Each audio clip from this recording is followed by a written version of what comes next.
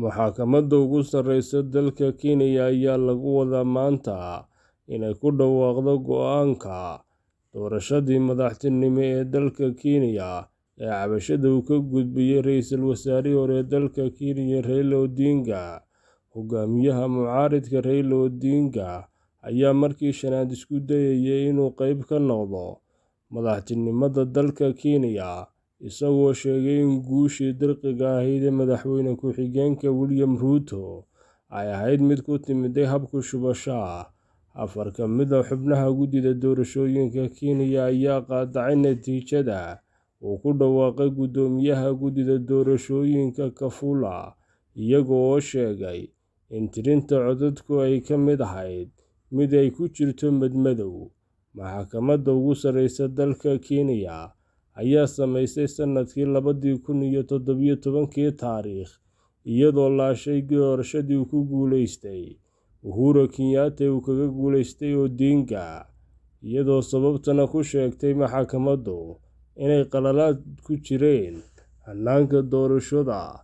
Maxkamadda ugu sarreysa dalka Kenya ayaa xilligaasi amartay in doorasho ku-celis la qabto, balse waxaa diiday doorashadaasi ku-celiska ah inuu ka qayb galo Raila Odinga.